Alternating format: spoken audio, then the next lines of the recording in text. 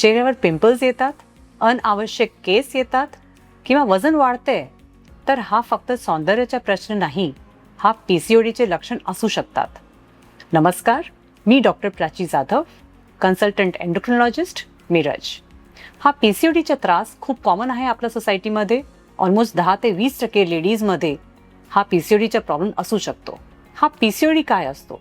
PCOD म्हणजे polycystic ovarian disease. आपल्या धक्काधक्कीच्या जीवनात महिलांमध्ये वजन वाढत चालला आहे आणि हा वजन वाढतोय म्हणजे शरीरातील चरबी वाढत चालली आहे.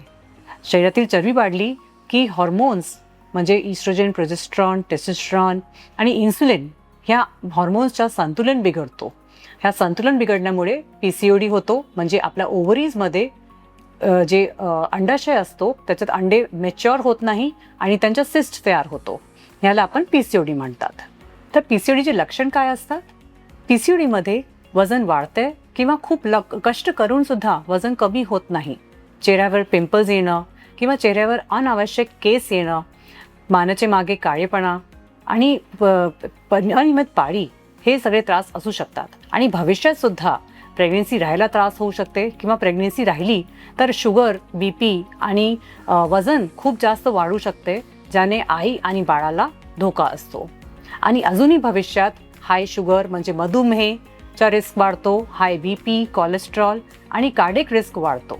म्हणून PCOD हा फक्त बाहेरून बदल नाही, तर हा शरीरातील हॉर्मोन्सचा इम्बॅलन्स आहे. PCOD फक्त हा त्वचा रोगसाठी नाही किंवा फक्त गायनेक प्रॉब्लेम नाही, हा एंडोक्राईन प्रॉब्लेम आहे. म्हणून PCODसाठी एंडोक्रिनॉलॉजिस्टची सल्ला नक्की घ्या. धन्यवाद.